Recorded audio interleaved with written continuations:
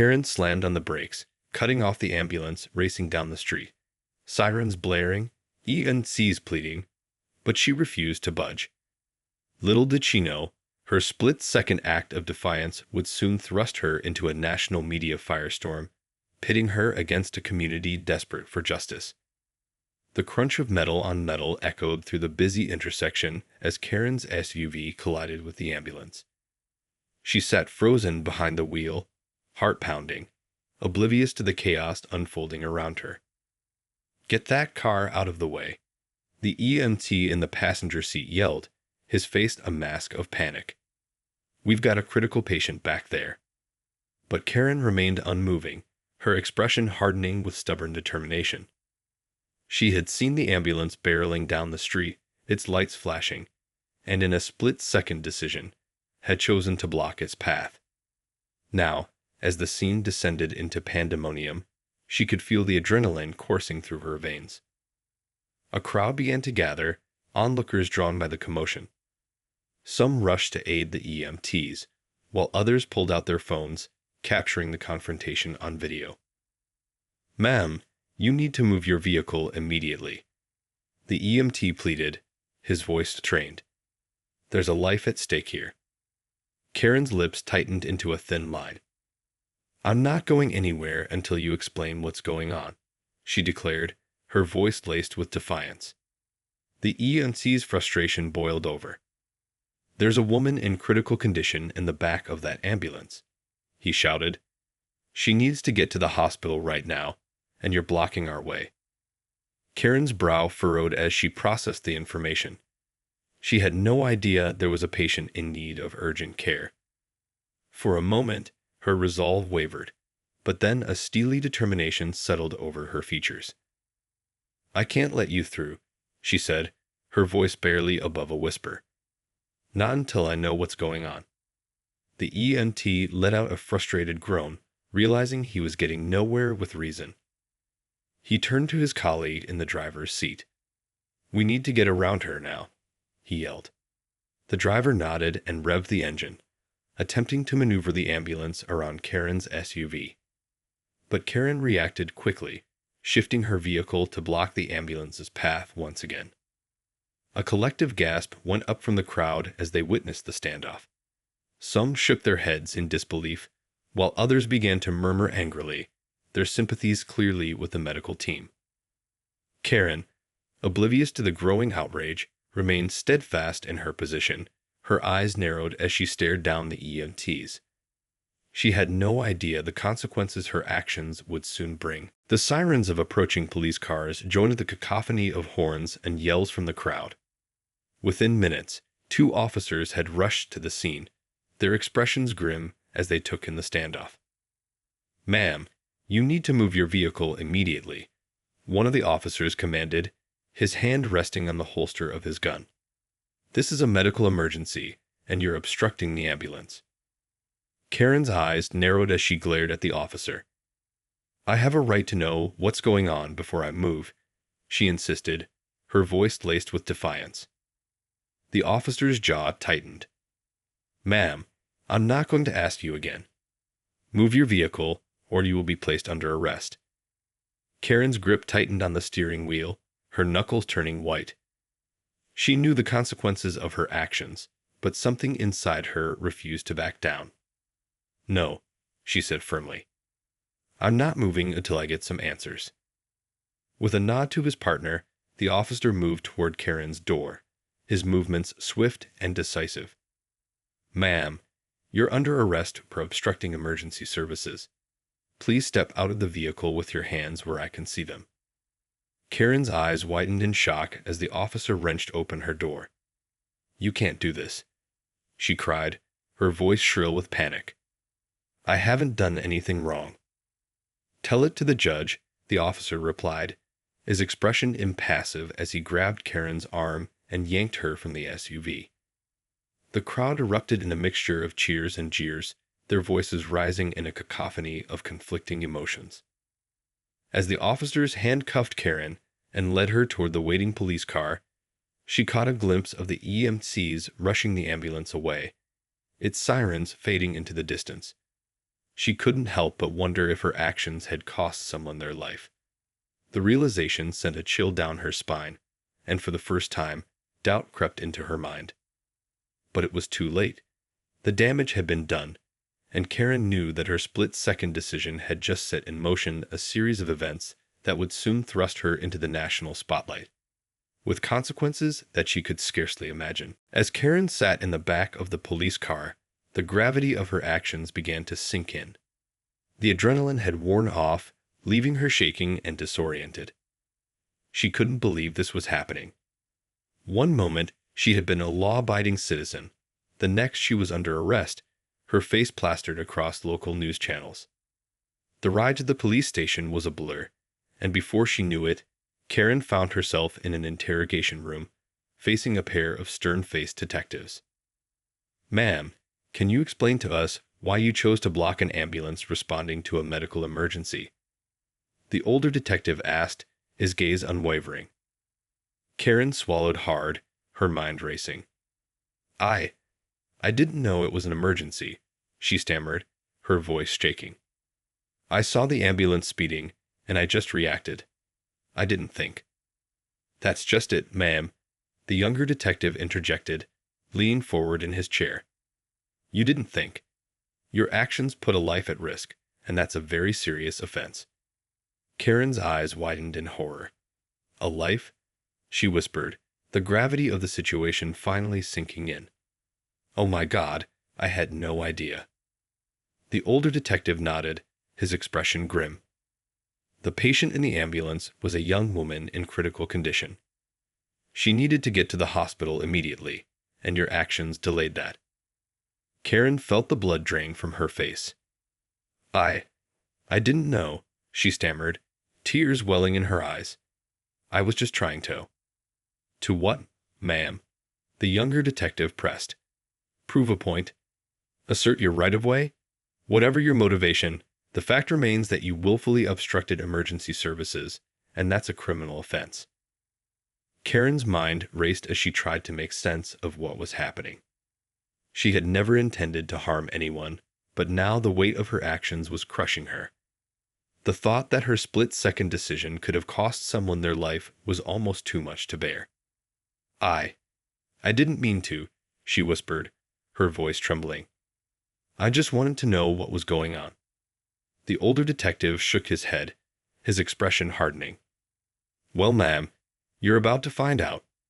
Your arrest has already made national news, and the public is demanding justice. You're facing some serious charges, and the consequences could be severe." Karen felt her heart sink as the reality of the situation sank in. Her life had been turned upside down in a matter of minutes, and she had no idea how she was going to make it right. The news of Karen's arrest had spread like wildfire, igniting a firestorm of controversy that quickly reached national proportions.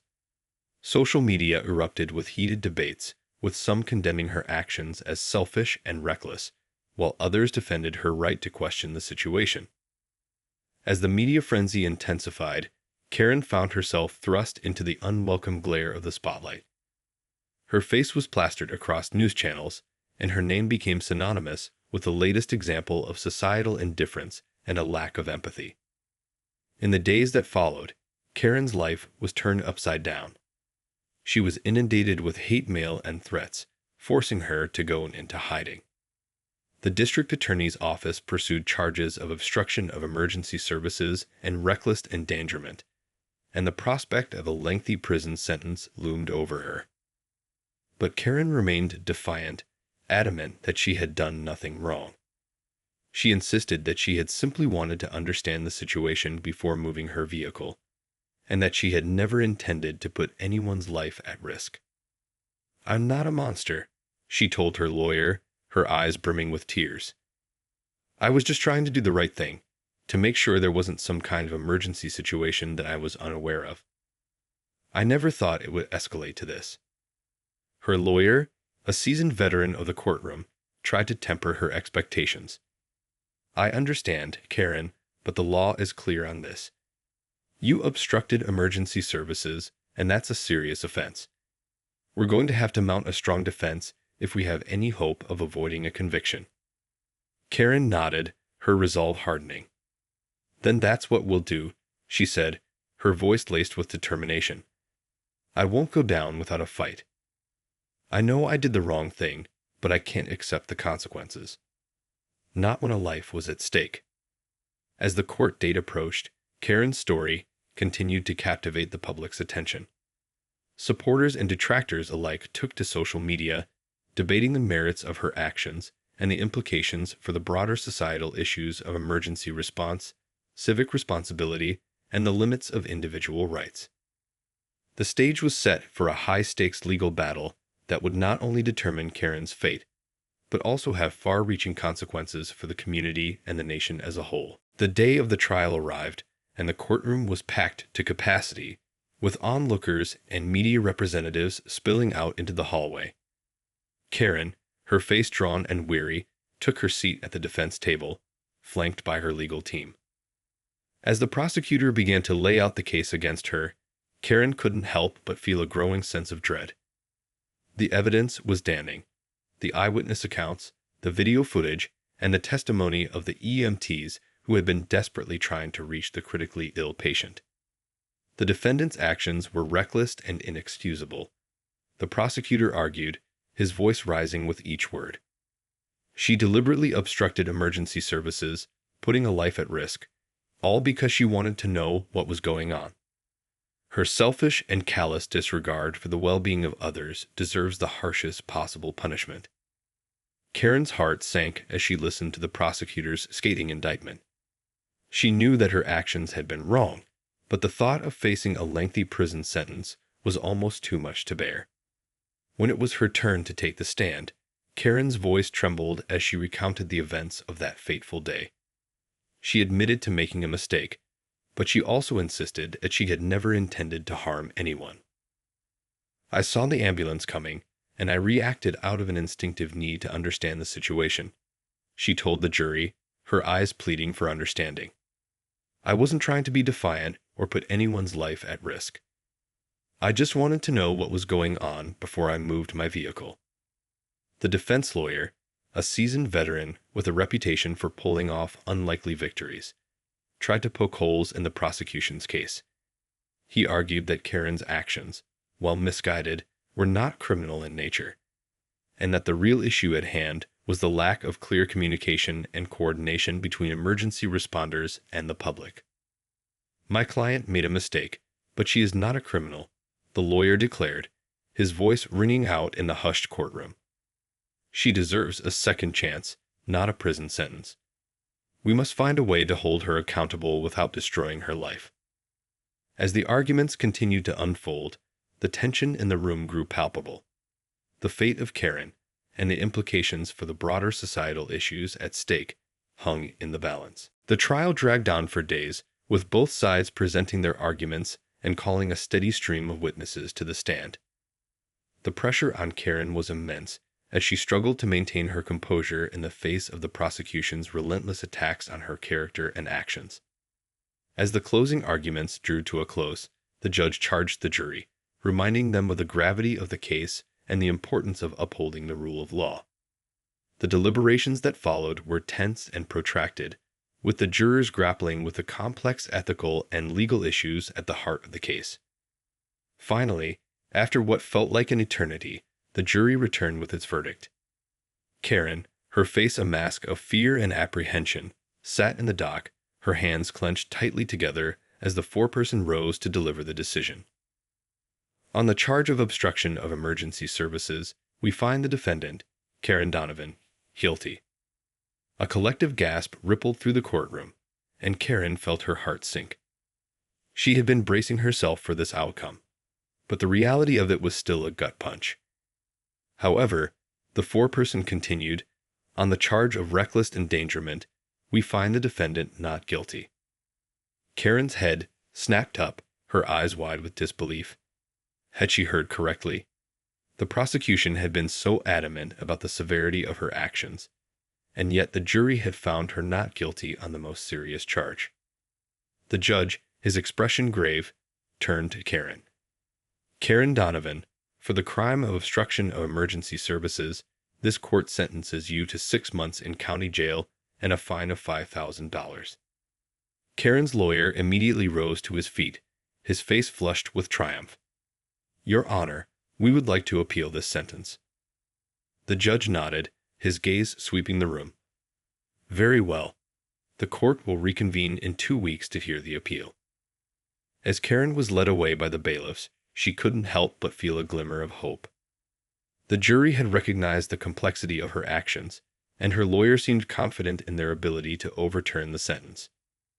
Perhaps, just perhaps, she might be able to salvage something from this nightmare. The appeal hearing was a tense and highly anticipated affair, with the courtroom once again packed to capacity.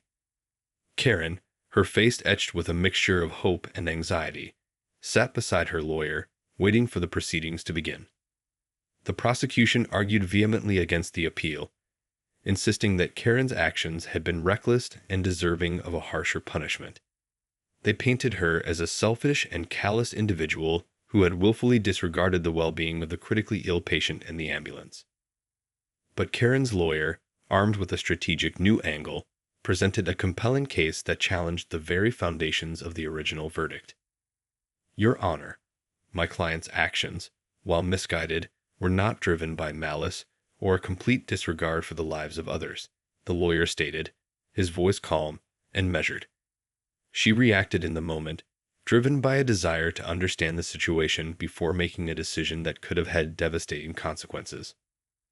The lawyer then turned his attention to the issue of communication and coordination between emergency responders and the public. "The real failure here lies not with my client, but with the system itself," he argued.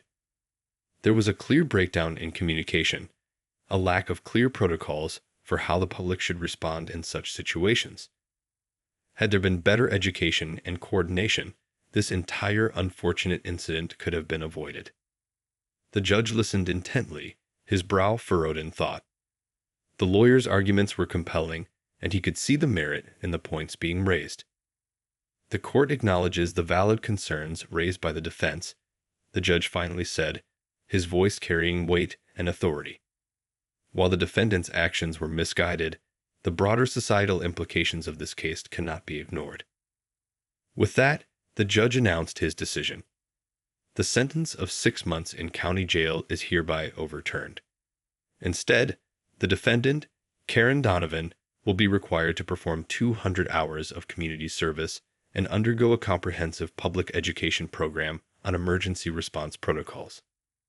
The courtroom erupted in a mix of cheers and murmurs as Karen sat in stunned silence, her eyes brimming with tears of relief. The fight had been won, but the battle was far from over. The national spotlight was still trained on her, and the public's reaction to the judge's decision would be the next challenge to overcome. In the aftermath of the appeal hearing, the public response to the judge's decision was swift and polarizing. Some hailed it as a triumph of justice, a recognition that Karen's actions, while misguided, did not warrant the harsh punishment originally handed down. Others, however, were outraged, decrying the ruling as a slap on the wrist that sent the wrong message about the importance of emergency response protocols.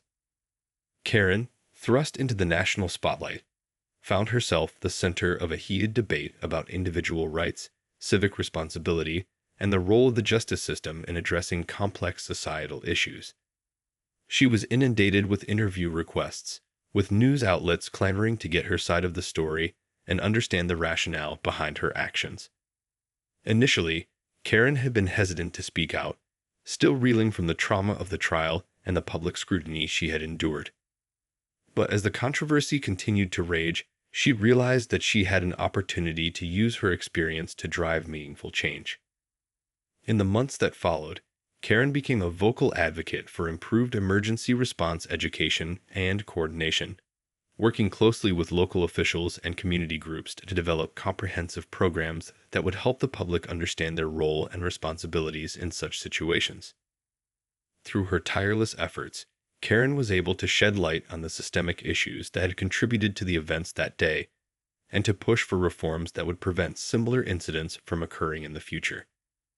Her story became a touchstone for discussions about the delicate balance between individual rights and the greater good, and she emerged as an unlikely hero in the eyes of many. As the dust settled and the media frenzy finally began to subside, Karen found herself reflecting on the journey she had been through. It had been a harrowing and life-changing experience, but one that had ultimately opened her eyes to the complexities of the world around her. "I made a mistake that day," she told a local newspaper reporter, her voice tinged with a newfound wisdom. "But out of that mistake, I found a purpose. I may not have been able to save that life, but I can work to ensure that others don't have to go through what I did. That's the legacy I want to leave behind." With a renewed sense of determination, Karen continued her crusade, determined to turn her personal tragedy into a catalyst for positive change.